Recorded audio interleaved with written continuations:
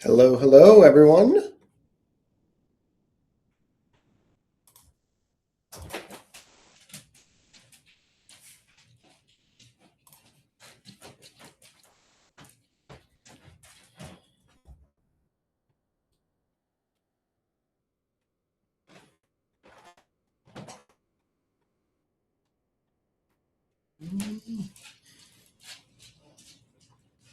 How's everybody doing today? Got some thumbs up. All right, Billy. Good stuff. Oh, doing great. Cool. Good stuff. All right, we'll get started here in like 60 seconds.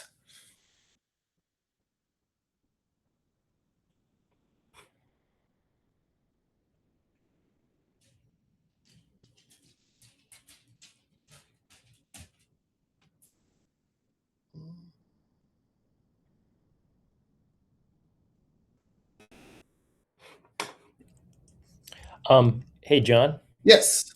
I've got another back-to-back appointment, so I'm gonna have to step off a few Cool. minutes early. Yeah. No worries. I won't take offense. Okay.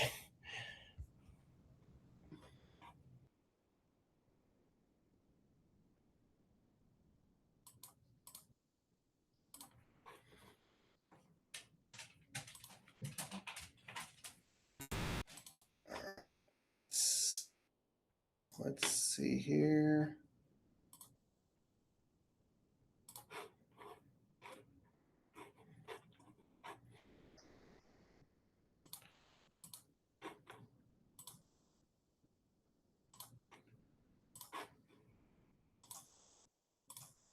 All right. So just curious, can you guys see the screen? No problem. Yep. Sweet. I love it when technology works. So, all right, let's go ahead and dive in. And so for those of you that we haven't met before, my name's John Farkas. I've had a semi-private training studio called Blue Ocean Fitness for the last 15 years. I just opened up my fourth Alloy personal training studio. Working with our team is definitely growing. And so this is a topic that I'm really excited about.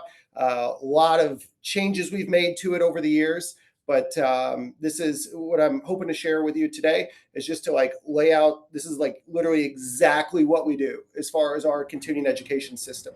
It's taken us a lot of years, a lot of iterations to not only try to make it better, but also more efficient.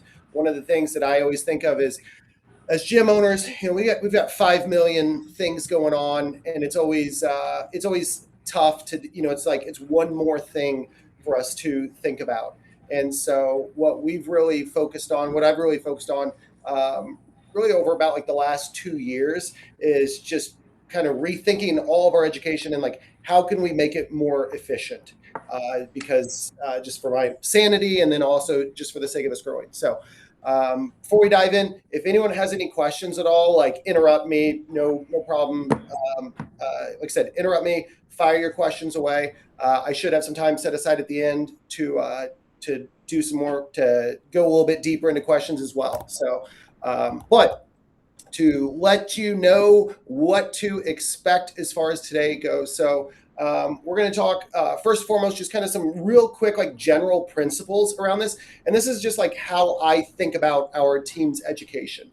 After that, we're going to talk about like building the framework. This is like the skeleton or how I map things out, just kind of how my brain works around this. And then from there, we're going to go into like actually organizing the topics. Like, what do we actually talk about when we're talking about education? Like, is it all nutrition, fitness? Like, we'll get into that. Like, what are the actual topics that we're talking about? and then some mistakes to avoid. As I said, this is 15 years of a lot of stupid decisions and mistakes, and learning a lot along the way. And so hopefully I can help a few people maybe avoid some of those mistakes. All right. So to start off, kind of our first really general principle. So I've got 4 principles that I really think about with our continuing education. First one, super simple, but you got to lead by example. And so you can't ask others to do something that you're not willing to do yourself. And so with everyone on our team knows how much I'm like reading and learning and doing all these things because I talk about it all the time. I share one example is I share a monthly newsletter internally with my team, just kind of a summary of the previous month. And in that newsletter, I include a section on like, hey, here's everything I learned in the last month. And so that's like I said, I'm sharing every month. Here's a book I read. Here's like 2 or 3 takeaways. And so, I'm putting it in writing and sharing it monthly, but then I'm also talking about it, bringing it up during our team meetings. And so I think it's really important as leaders that we're setting the example. And again, we're asking, I'm not asking anyone to do anything that I'm not doing myself. So I think that's important. The second thing is really setting clear expectations. I think it's best to do this when hiring, but with existing team members, obviously, maybe it's a little bit late to do that. But I think you need to set clear expectations on your education when you're hiring. And so to me, this is like during our interviews, I will say, hey, what's the best book you read in the last 6 months, like educational book? And a lot of times the answer is like, I haven't actually read a book in the last 6 months. And I'll tell people like, all right, well, is that going to be a problem? Because our expectation is, everyone's reading consistently. So you're going to have to read some books over the course of the year. You're going to have to watch some courses, some workshops, some lectures. And so we're really big on continuing education. And it's not something that I just like, say we're going to do and then don't do. Like, no, we actually do it. And if that's a problem, like it's going to be really uncomfortable working here because everyone else on the team is doing it. So it's part of our culture. And so if you can set that expectation when hiring, I think that's the best path you can do. But if you have existing team members, or maybe like if this is something like new that you're wanting to get started, I think there's an opportunity to reset expectations. And I always do that with an apology. And what I mean by that is I would just say, hey, Sarah, I know, we've done things this way for however long, but, I recognize that was my mistake. We're really missing some opportunities to grow so that we can better serve our clients. So first, I want to apologize that we weren't doing this sooner, but moving forward, this is the expectation. And so again, anytime that we make a change like that, I apologize to the team and just say like, hey, here's our expectation moving forward. The third principle is really just keeping it simple. I think it's so important to focus on the basics. If you think it's kind of like with our clients, thinking about like their nutrition, like everyone knows like broccoli is good for you, pizza's bad for you. Like our clients know what they need to do. They just, it's typically just a lack of execution. I think it's the same thing for us as coaches. A lot of times, like we know a lot of the basics and the things that we should be doing. I know I should be smiling when someone walks in the door. I know I should greet them by name. I know my body language matters and how I present myself. But am I doing those things every single day? And so we're doing a lot of the basics over and over again. So again, we're keeping it super simple. With the resources that we create internally, my goal, and this is just like how my brain works, any internal resource we create, I want it to be one page. It's kind of what we call them cheat sheets. It'd be similar to like the BFU playbooks. They're just like, pretty concise, simple resources. But we will create resources that we call cheat sheets. And again, the goal is every one of them needs to fit on one page. And so that's how simple I'm trying to keep our resources. It's just, again, I want it to fit on one page. If at all possible.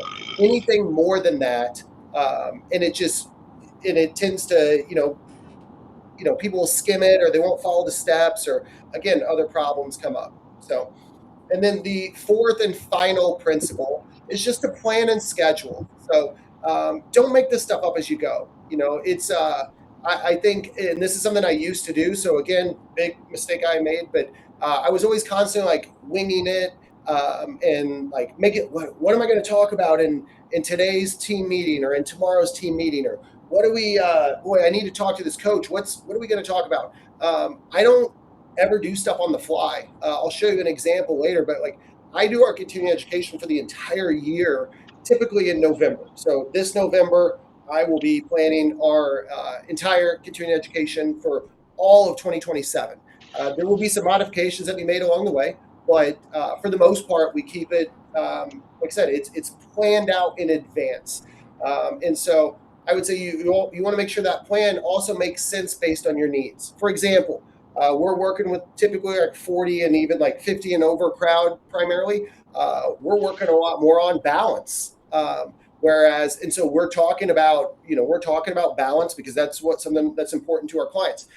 We spend zero time talking about sports performance because that's just not what we do. And so again, the last thing on here I would just say is like have a plan. Think ahead, and when you're coming up with a plan, just think about like one quarter at a time. Again, I said that I do it in November for an entire year. I'm a little crazy, and that's just how I'm wired, and that's how I like to do things.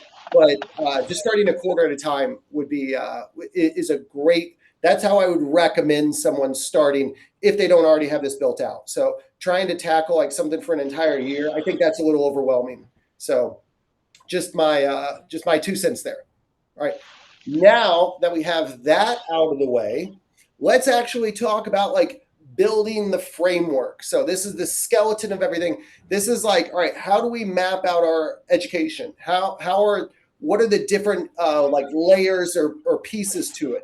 And for us, it's there's 5 layers to this system. So there's 5 things that we're thinking about here. First and foremost is we do one annual event or conference or certification per year. And so I take this could be like a Perform Better Summit. I'm taking my entire team next week to we're shutting down all 4 or all 5 gyms and taking I don't even know how many people, taking everyone up to Chicago to the Perform Better Summit. And so that's our big annual event. It could be like a BFU event. It could be like maybe you're going to bring in like the certified functional strength coach in-house for a workshop. So there's tons of different options. Those are kind of 3 that I really lean towards, but there's really no, right or wrong answer. But I would just say, like I said, have something, for the team to work towards. Or if maybe it doesn't make sense to go to an event, maybe there's something online you could do as a team, like some sort of online certification, something there. But there's so much great education out there. I would just say, really think about, what could you do to get everyone, something big for the year, big achievement. The next layer, so we're starting like one thing annually, and then we go down. So quarterly, we do a quarterly workshop. With this, it's 3 hours on a Friday afternoon. And so again, quarterly workshop, 3 hours on a Friday afternoon from 1 to 4 p.m. That's always the case for us. During that quarterly workshop, we will cover 2 topics. And one tends to be more active, more hands-on, and one tends to be not so active, especially with coaches. I think they tend to get antsy sitting too long. And so we always make sure at least one of the things is active. And like I said, one of them, might be more lecture, could be more like role playing, some like on communication. So the topic changes each quarter, but every quarter we're doing a workshop. It's started off as something that I was really nervous about when we started this about 3 years ago. And in the first time I was like, let's try something. And the team was just like, when can we do that again? They love it. So it's one of the few times of the year we get all the gyms together. We meet at one of the gyms. We'll close the gyms down early if we need to. And again, this quarterly workshop is something that's more of like a really deep dive on 2 specific topics. So that's how we look at our quarterly workshop. really deep dive on 2 topics, one more active. Again, it could be like stretching, helping someone with balance, working around their injuries. We do a lot of like role playing around coaching. So, all right, Sarah, you're going to coach these exercises. This person's the client and this person's observing to provide feedback on their like coaching cues or internal versus external coaching cues or communication. It could be something like that. So again, lots of different ideas, but that's our quarterly workshop. That's what that looks like. The next piece would be our monthly group discussions. All right. And this is something, it could be like a TED talk. We have our quarterly workshop, and then, so that's once a quarter, obviously, but then our monthly group discussion, we have 2 of those per quarter. So we don't have one the same month we have our quarterly workshop. So as a result, over the course of a year, we have 4 quarterly workshops, and then we'll have 8 monthly group discussions. These monthly group discussions are, like I said, a TED talk. It could be like a podcast episode or an interview. Maybe it's something I did. Maybe it's something we've done stuff with like from the BFU podcast, a lot through, like I mentioned before, certified functional strength coach. And with this monthly group discussion, it's something that everyone on the team has to watch in advance. And for context, it's typically like 30 to 60 minutes is kind of the sweet spot. Anything less than 30 minutes, and we're typically not going like deep enough on that subject. Anything over an hour, and it's a bigger commitment. And so because of everything we're doing, it's like, all right, I don't want to ask someone to say, hey, for each group discussion, you're going to have to put in 10 hours. So I want to keep it pretty simple. I'd love to make the resource, like I said, like something that is less than an hour. And we will discuss it during our weekly team meetings. And so once or twice a quarter during our weekly team meeting, we're having a discussion on a resource that everyone watched in advance. Again, could be on communication, could be on like, coaching cues. It could be on holding clients accountable. But again, there's really no topic that's off limits, but this is something that everyone needs to come prepared, and then everyone will share for about like 2 to 3 minutes. So nothing too crazy, but everyone's going to share. And it's typically the question is, what were your 3 takeaways and what's one idea you can implement? And that's pretty much our system for our monthly group discussions. Everyone come prepared to share. What are your 3 takeaways and what's one idea that you can implement? And then again, we just go around and everyone shares for a couple minutes, and that takes up almost the entirety of our team meeting. And so that's what we do for our monthly group discussions. That leads into our weekly team meetings. So this is the 4th of 5 things that we do that make up our framework. Our weekly team meetings consist of, during that team meeting, there's other pieces, but as far as the education goes, it's a 20-minute lesson on a single topic. And that's just kind of how we look at it. Our meetings are typically an hour, and 20 minutes of that is a lesson of some sorts. And we're going to dive into the specific topics that we might cover here in a moment. But it just, generally, I am teaching 20 minutes a week on a topic that's, again, and it varies every single week. And so we'll get into the specifics here in just a moment, but that's something every week we're trying to really focus on one thing. And then the last piece is what we call our daily focus or weekly. It's our daily focus, but we change it weekly. So it's something we're focusing on every single week. It's like, this is our focus for this week. This is the thing that we really want to make sure we're implementing. And I've got an example of that here in just a second. But like I said, when you're putting this together, these are the 5 different pillars or components that make up our continuing education. But I would just look at it as, start with the calendar and thinking like quarterly blocks, so start, zoom out and then zoom in. And it's like, all right, what do we want to focus on this, this quarter? What, if we were going to do one workshop, what would it be? If we, what's a podcast or something that we could discuss as a group? And then what are we going to talk about each week? So start by, like I said, zoom out, figure out what you want to talk about, and then zoom in, and then just you're kind of like just filling in this framework here. If someone's starting from scratch and it's like, well, we don't really do anything for continuing education, no worries, that's okay. It's totally fine. Not the end of the world. What I would just say is like, keep it simple and pick one thing and implement. And we'll get to that here in a bit. But yeah, you don't have to. I am in no way suggesting like everyone should do all this stuff starting tomorrow. That's not what I'm saying at all. I'm saying just figure out where you're at and then just kind of slowly build to it. Again, these are like the 5 pillars that we really look at, and like the cadence and how it's broken up on a calendar. But we did not start with this. In fact, we started with 0 of these 5 things. And so this has been an evolution over many, many years. All right, now on that weekly focus, one thing that I would think about, like here's an example of the weekly focus. So our weekly focus, this is literally a screenshot of like our exact thing that we do.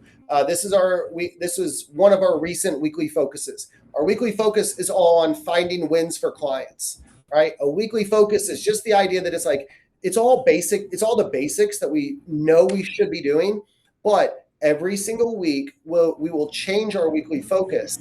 And it's like, hey, let's really focus on finding wins for clients. Or, hey, let's really focus on making sure we greet everyone within 5 seconds of walking in the door. Or, hey, let's really focus on making sure we're really paying attention to like our body language on the training floor.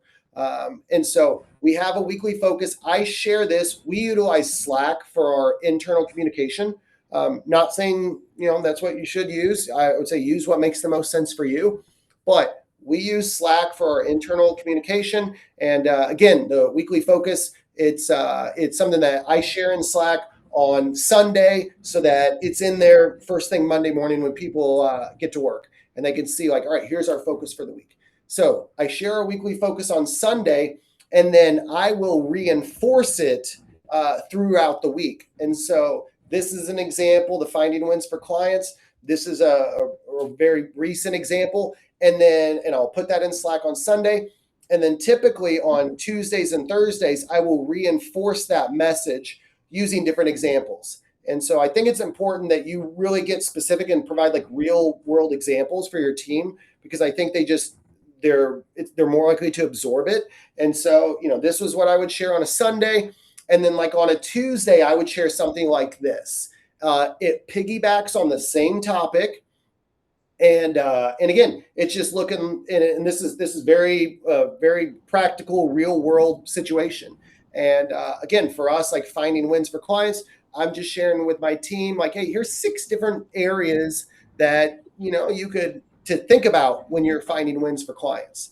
And so, maybe and so again, this I try to keep it as practical as possible, but this is how we find wins. This is just one example of our weekly focus.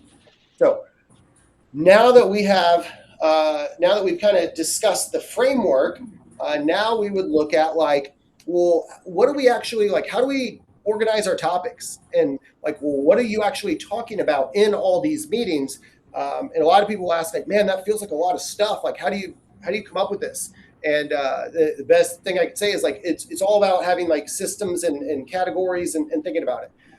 But one of the things that influences what we're going to talk about is I have a quarterly planning meeting with every member of our team. And during that quarterly planning, that's a great opportunity for me to get feedback from everyone. And so questions, I always have people fill out a questionnaire at the end of every quarter. And one of the questions is always, what educational resources have you consumed in the last 90 days? Like, what books have you read? What workshops? What seminars? If you're not muted, if you could mute yourself, please, that'd be awesome. But what educational resources have you consumed over the last 90 days? I want to know like what people are learning. What are they interested in? And then I'll also ask, one of my favorite questions to ask is, what skills do you want to improve and or prioritize over the next 90 days? I want to know, I want feedback from my team to see, like, what do they want to work on? What do they want to improve? And then, I will gather that information from all, 15, 16 members of our team.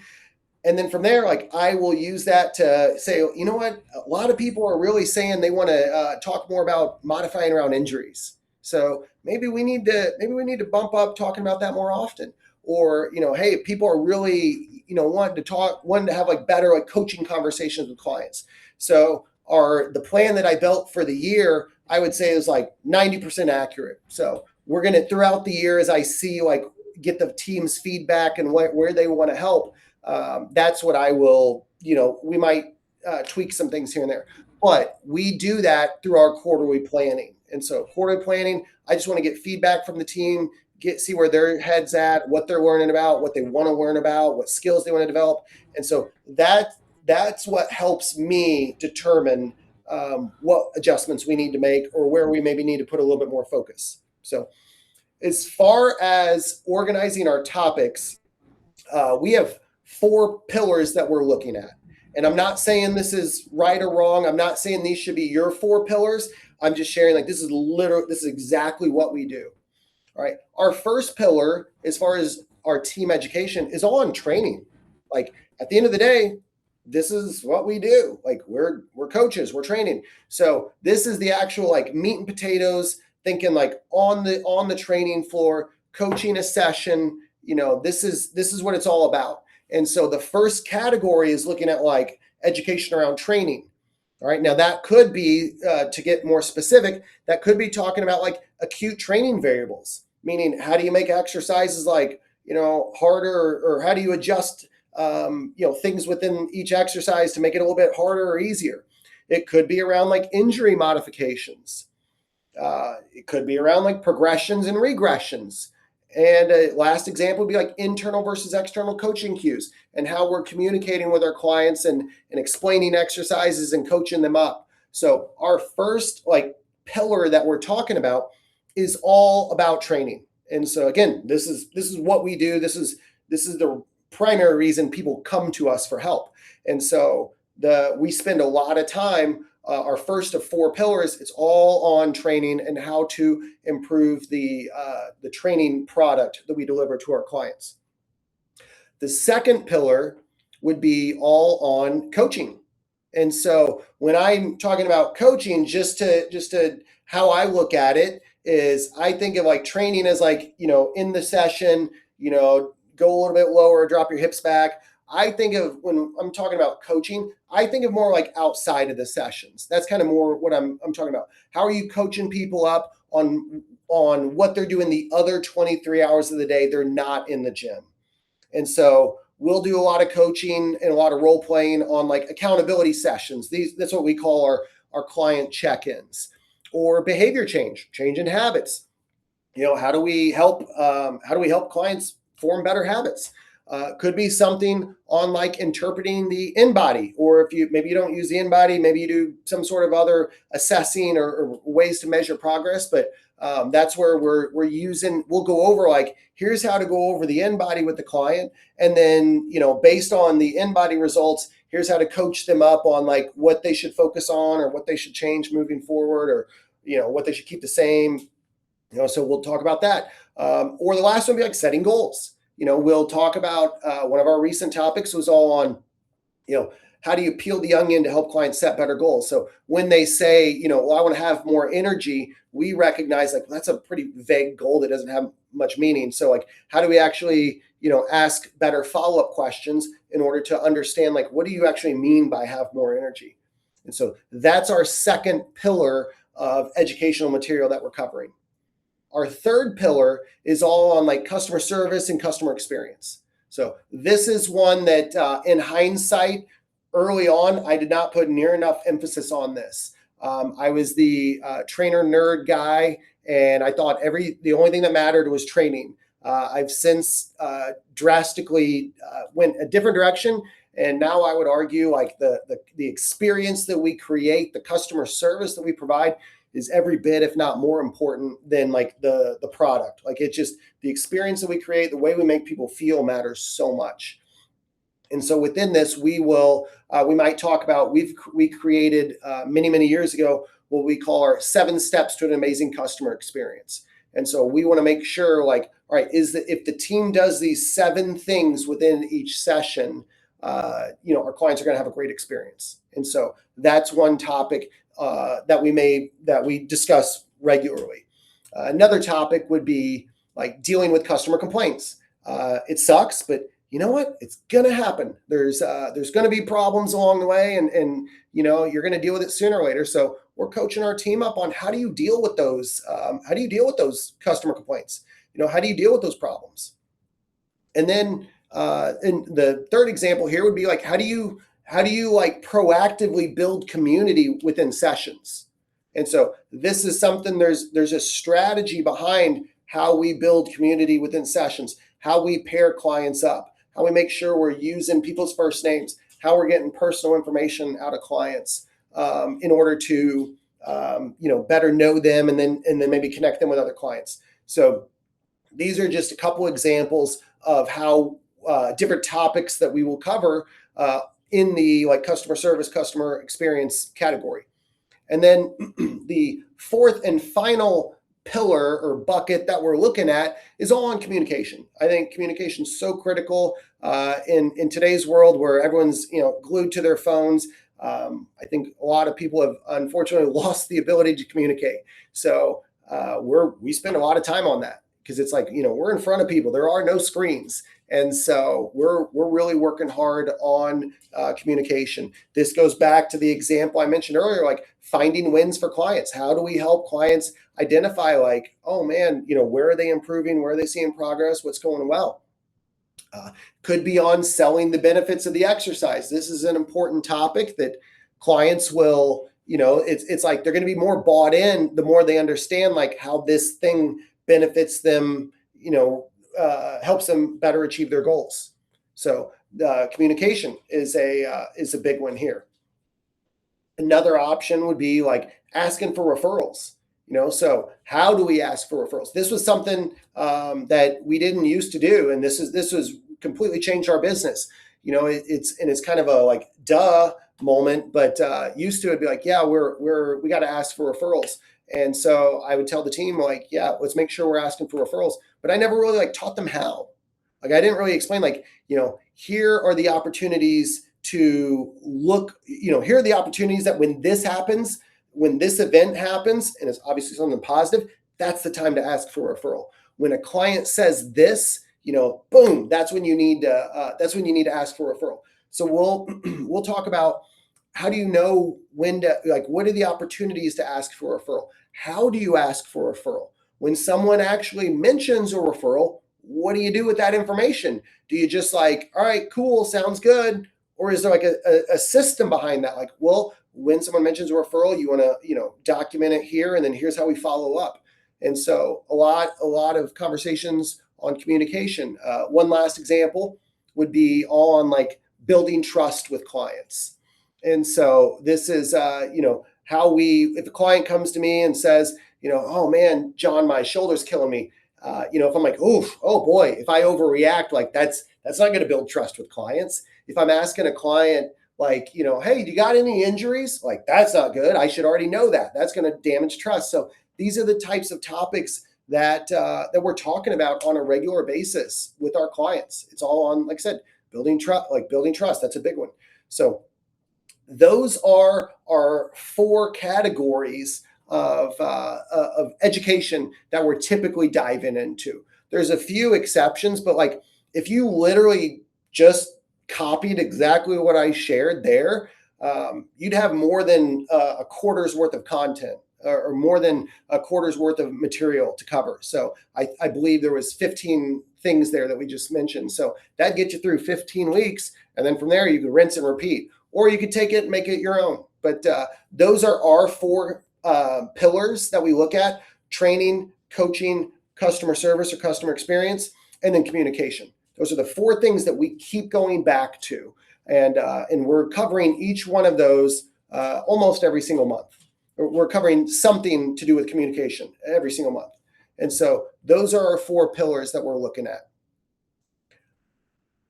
All right, now moving right along, let's talk about like mistakes to avoid. And as I mentioned, this is 15 years of everything I'm mentioning. I'm going to share like 4 specific mistakes I hope that everyone can avoid moving forward. But no judgment. These are 4 things that like I did all 4 of these things. And in hindsight, looking now, I'm just like, man, I did them a lot for a very long time. So no judgment if you're doing any of these or have done any of these in the past.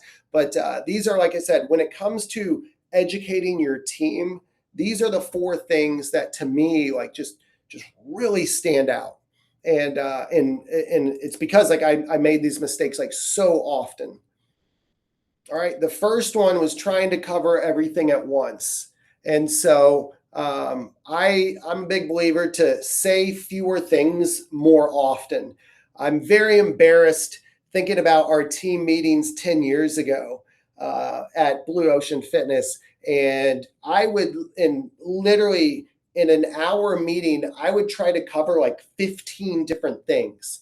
Everything I just shared, like we would try to do that in one meeting, which is, again, it's embarrassing to admit, but like that's the truth. It's like, well, we need to talk about, customer service. We need to talk about how to handle when a guest walks in. We need to talk about injury modifications and how to progress exercises and coaching cues and acute training variables. And I would literally try to cover like almost all of those topics like at once. And again, in hindsight, I'm like, that's completely insane.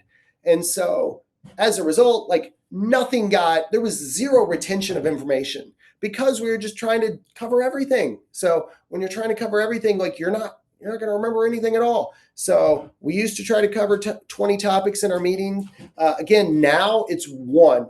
Our weekly team meetings, we cover 1 thing. In a quarterly workshop that's 3 hours long, we'll go down a rabbit hole on 2 things. That's it. So no more than 2 items during a 3-hour workshop, no more than 1 item on a weekly meeting that, like I said, makes up about 20 minutes of our meeting. So best, like I said, this is probably the biggest mistake that I made, was just trying to cover a ton of stuff every single week. And I would just like word vomit on people. And it was, like I said, embarrassing to think about now, but you learn and you move on. And so that's the first one. The second one would be expecting people to get it right the first time. And so again, I mentioned like cover fewer things more frequently. And so this is like part of your job as a leader is to be the chief reminding officer. Part of your job is just to like constantly point out to people, just the basics. It goes back to the basics. So we're covering fewer things more frequently. I used to, mistake I made would be like, well, we talked about asking for referrals 3 months ago. So like, we already talked about that. We don't need to talk about it again. And to that, I would just say like, man, our teams, like we're all humans. We all forget, we make mistakes, we get distracted. Like, it's okay. It doesn't mean we're dumb. It's just like, that's just part of being a normal human. And so our job as leaders is to be the chief reminding officer and just to like constantly bring up the same basic stuff. And so the good news for everyone is that means like you don't need to recreate the wheel or come up with something new all the time. Almost every one of our meeting topics it's like something that we used last year. And so I'll refine them, I'll tweak them, I'll iterate the resources and update things periodically. But the topics really are not, making someone feel special and pointing out their wins. That was important last year. That's still important this year. So there's not a lot that that changes year to year. And so you don't have to recreate new stuff all the time, so that's good news, less work for you. But I would just say we're repeating the same topics often. There's a lot of topics we will repeat every single quarter. The next thing would be don't preach. Another thing that I'm really bad about. My mother's a saint, love her to death. Went to church with her on Mother's Day. And it was like a 90-minute sermon that I did not know I was getting into. And I walked away exhausted. And I was just like, oh man, I was so disconnected. I could not. It was an outdoor church service. I had no idea what I was getting into. And like I was thinking about that as I was putting this presentation together, because I was like, nothing stuck, because I was just miserable. I was getting eaten by bugs. I was sweating. I was in the sun. It was just not good. And so it just, when I think about my old team meetings years ago, that it was similar to that, minus the bugs, bites, and heat, because we're indoors. But it was just like, it was a one-way conversation, and it was just me, and it's me talking to the team. No idea if they're checked out, if they're paying any attention at all. Because again, I was just like basically me preaching. It was me just like talking to them. And so that is something that I have learned is a huge mistake. And so now we do a lot more collaboration. We do a lot more role playing. We do a lot. There's a lot more conversations. We will, what I call it, like quiz the team, but it's not like a test. It's more conversation based meetings. So we want to make our meetings a two-way conversation. And so again, I realized that years ago I spent too much time just talking to people, and we've since made it more conversational. And as a result, the conversations are much better. The team is way more engaged, and it's good because now I can see, like, are they actually getting the concepts we're talking about? Whereas in the past, I would, share a topic and be like, all right, here's how we do this. And then everyone got it. And of course, everyone was always like, yep, we're good. And then I'd go see them do it wrong the next day. And I'm like, what was that about? Like, they just said they got it, and clearly they didn't. And so now by having this be more of a conversation, by having this be more collaborative, I can see, like, as we're doing it, like, no, they actually don't have it, which means we need to spend a little more time here. I need to do a better job of explaining this. And so we do, like I said, everything's so much more collaborative and conversational. We do a lot of role playing during our quarterly workshops. That's something that most people hate, role playing. I would say, like, we have a good team, and they recognize it's all to make it better. And so they've actually gotten on board with it, and it's been really effective. So our coaches really like seeing how other coaches coach exercises and explain exercises. So don't preach. Like I said, make it not just like one talking to everyone. Make it conversational. Pull others into the conversation. And then the fourth and final mistake that I would avoid would be explaining what without the how. This is very common. I see this a lot, and it just, a lot of times it would be like, oh, well, if you've seen Schitt's Creek, then you understand what this meme is all about. But it's just, oftentimes, and guilty, I've made this mistake here, where I would be too much just like, oh yeah, well, you need to make the exercise easier. It's too hard. Need to make it easier. Like that's kind of, I'm telling someone what to do, but not exactly how to do it. Whereas now it's like, hey, in order to make that exercise easier, put them in a more stable position, or adjust the range of motion, or adjust the load position, or do. And so I'm giving them like more specifics on how to do everything.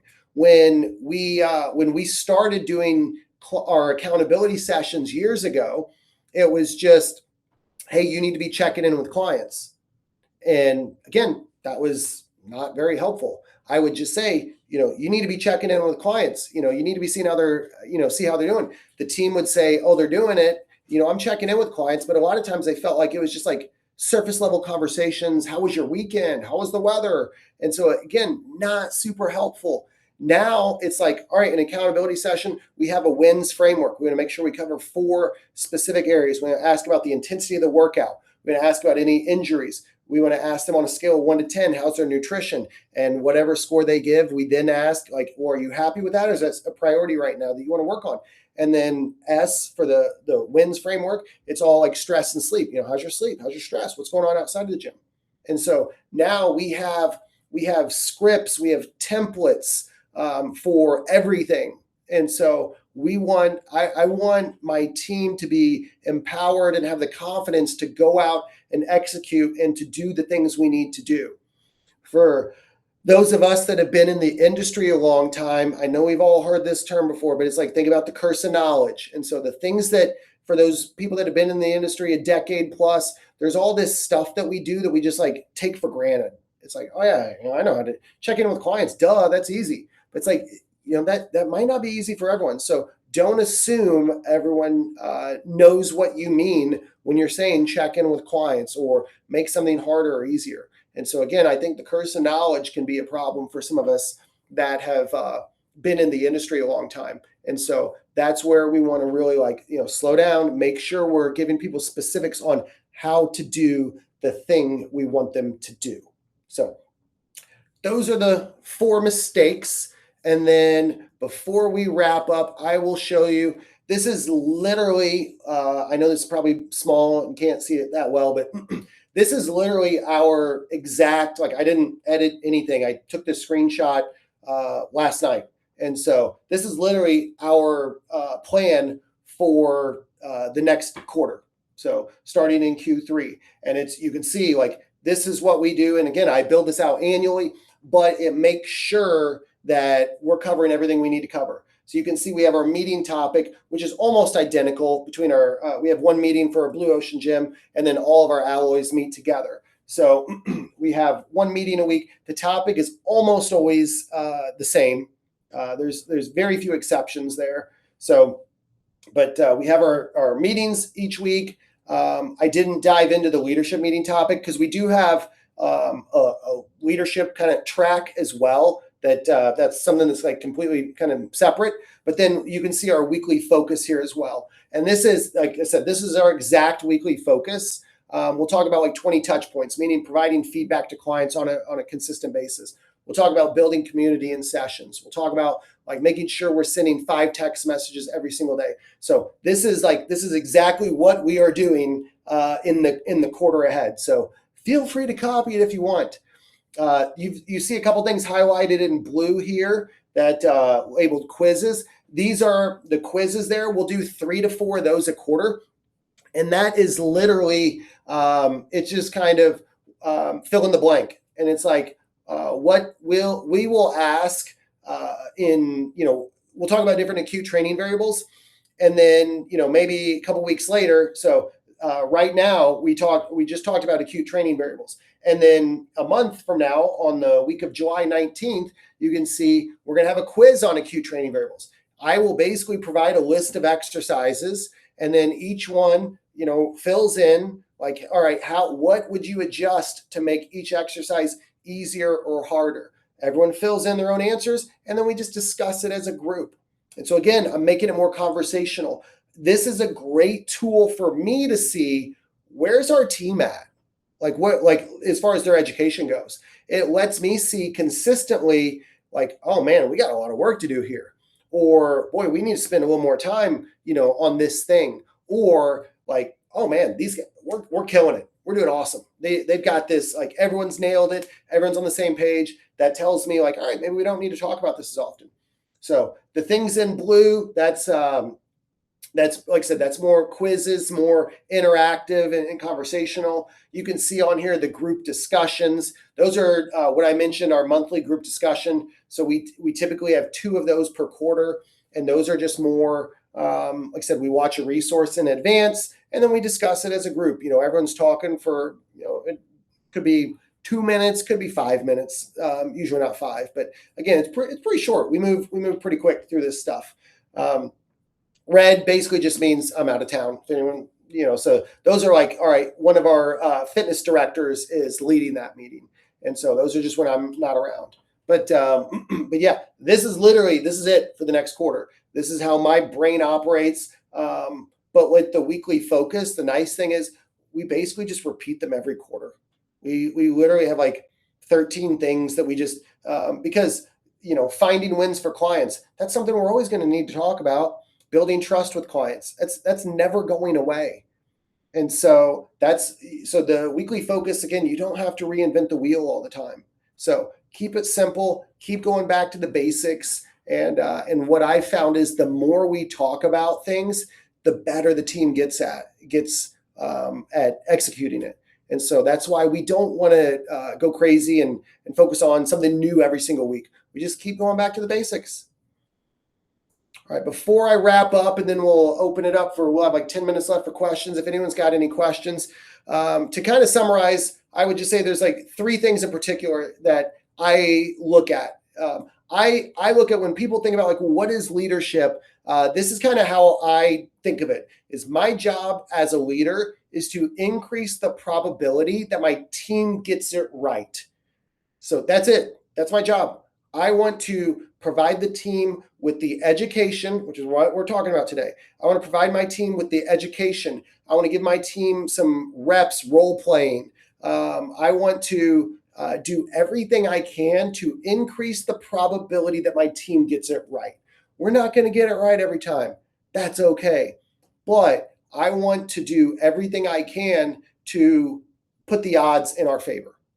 And so that's how I look at our education and my job as a leader. And that's how I think people should think about this is, the education that you're providing your team should be designed to help them do their job more effectively, to help them do the thing that they need to do correctly.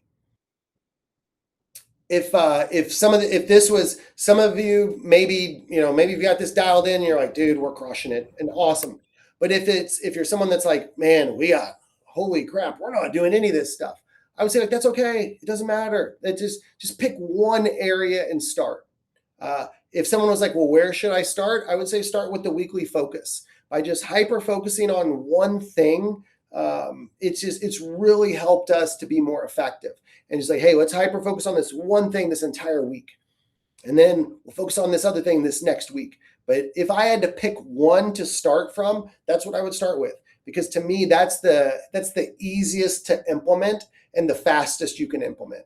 Because it's really simple. The Finding Wins for Clients was an example I mentioned earlier, and that is literally copy and paste exactly what I share with our team. And then the last thing, if this is something you want to implement, I would just say take action in the next 48 hours. Just think about what's the smallest next step I can take. But again, take action in the next 48 hours. Do something, thinking about again, this is such a great way to help our teams help more people in the community. And to me, that's what it's all about. I want to help more people. This is the work we do is super important.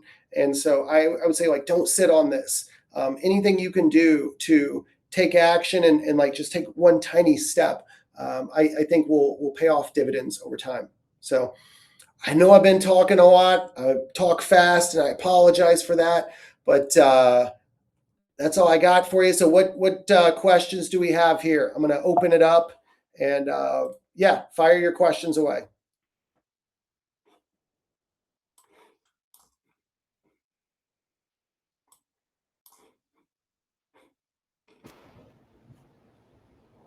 Hey, John. This is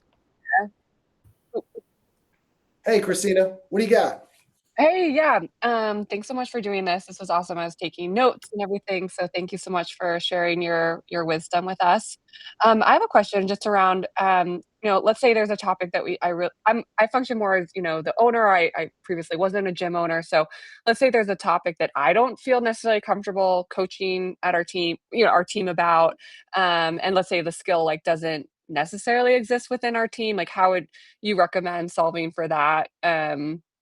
In terms of, should I go out, try to educate myself and then teach it to the team, leverage ChatGPT, how would you solve that? Or just try to, function, treat it like a workshop within our team, recognizing that we do have a studio director and head trainer. Mm-hmm. Yeah, I would say it depends on the topic. It's is this something that you want to learn about? Is this something that you think is it that important? If so, a good example, I was never a big marketing and sales guy. It just doesn't excite me at all. But I recognize that's a pretty big deal. And so that was something I was you know what, if I'm going to be a gym owner, I have to learn this. And so I did. But there's other topics that a lot of it around whether it's like supplements or like medical stuff. That just, yeah, I'm not going to try to go down that rabbit hole because I recognize there's a lot to it. So you could, again, it's kind of like without knowing a specific topic, it's like, all right, this might be something I want to learn about.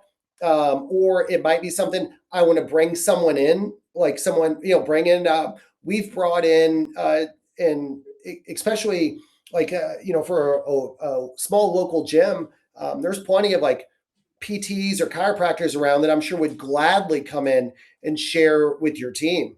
And so Mhm. if it was like injury, it's like, hey, I'm going to, I've got a decent relationship with this physical therapist down the street, like invite them in to do it. So you could bring in someone like that.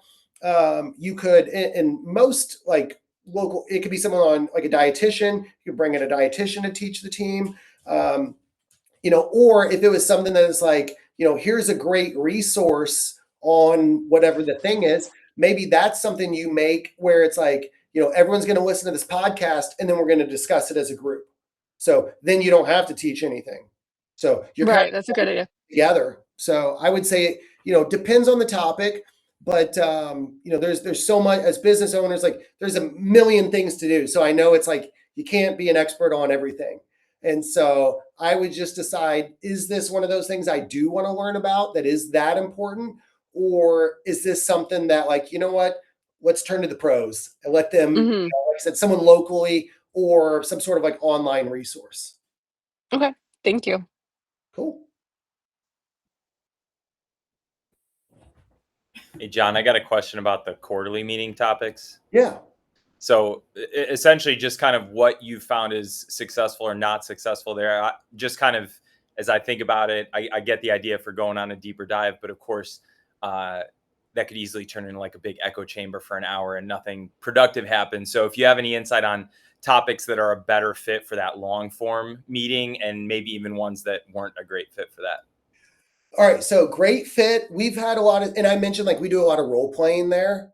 And so honestly, one of our best ones, and we've done this, we've been doing these for about 3 years now. And, and so definitely it's an evolution. We learn as we go.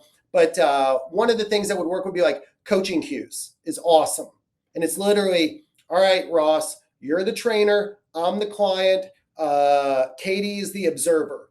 And then here's a list of exercises. So I have all the exercises. Everyone has a handout. Here's the exercises. And there's pretty clear instructions in place. And it's like, all right, Ross, you have to explain the exercise to the client and then, give them two, and I will be specific, like you need to provide, 2 specific coaching cues. And then you need to explain, here's one way to progress it. Here's one way to regress it. And here's what people are going to do wrong.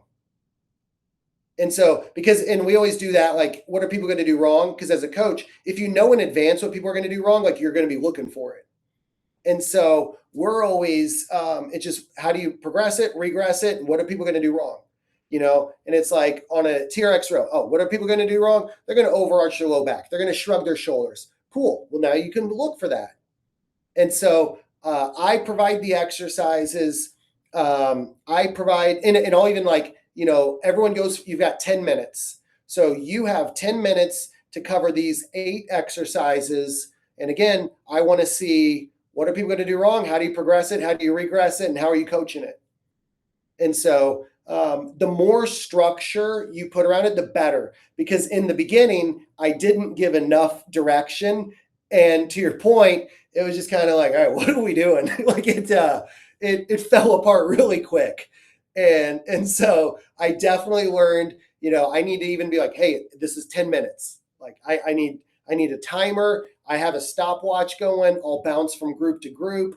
But I assign the groups because I do think like, all right, I want, I want to make it like, these people, I want like, who's really strong in this? Let's divide them up so they can kind of lead a little bit more this thing.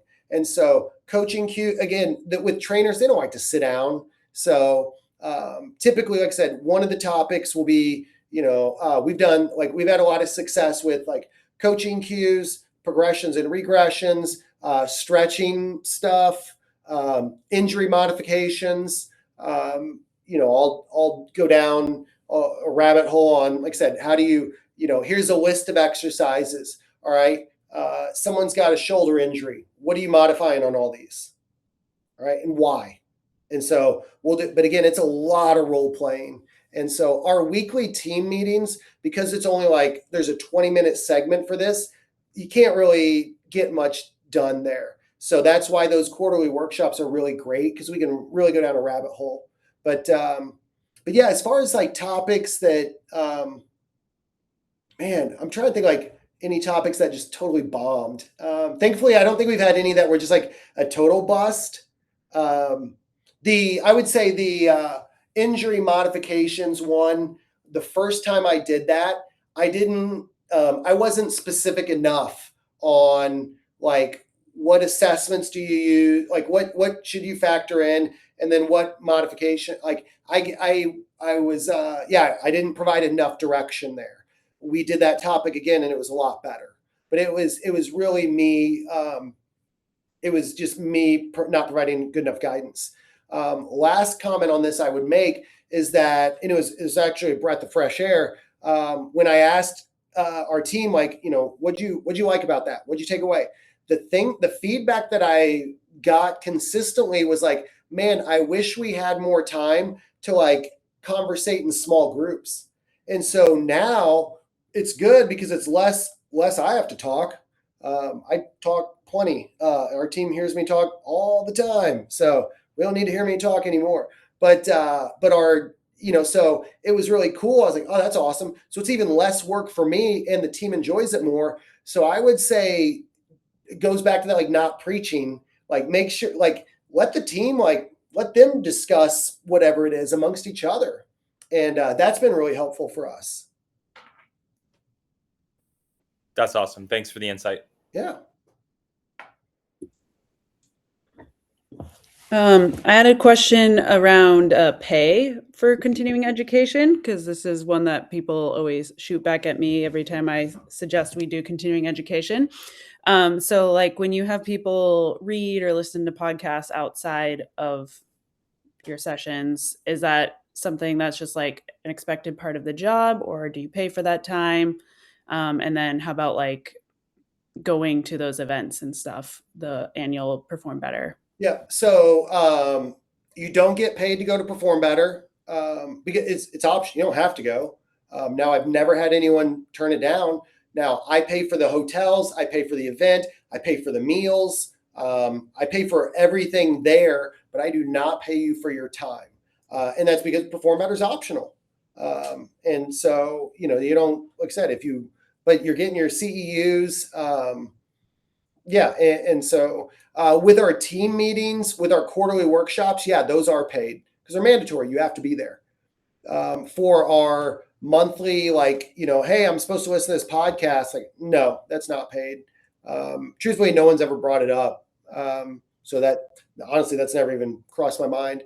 And some of it, like half our employees are on salary, half of them are on hourly, but it is, I would say this goes back to the like setting expectations. And it's like, I think people recognize that it's like the reason we're doing all this stuff is because like I want to make you the most amazing trainer on the planet so that you can have the greatest impact in the most like that's what it's all about. So I always go back to like the why we're doing this, and maybe that helps. I'm not sure, but yeah, I've truly never had any pushback on that. But it again, if it's in person, like a workshop that we do once a quarter or our weekly meetings, those are paid.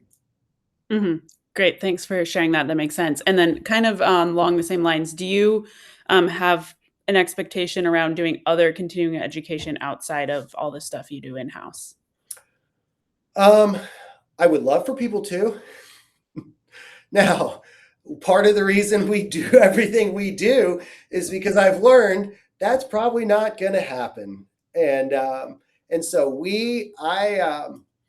I provide $1,000 a year continuing education stipend. Of the knock on wood, We have, I think, 15 or 16 people on our team. I bet 3 of them took advantage of it in the last year. Like, I don't know. It's not high, whatever the percentage is. It's not much. And so people just don't, you've got some people, and I would say our team's split 50-50. Half of them are always reading, always learning, always doing more. Half aren't. And so that's kind of that's part of the reason why we do what we do. Because I realize people aren't going to do this on their own. So either we do it in-house and kind of force it, or it's just not going to be done. And so we do a lot of it.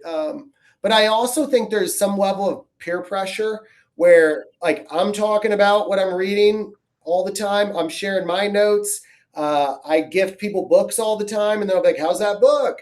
And so there is it is kind of part of our culture.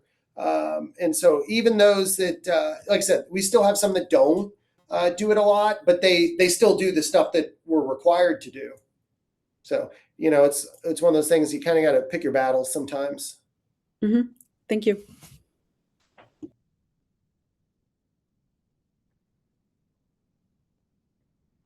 Anyone else? Speak now or forever hold your peace.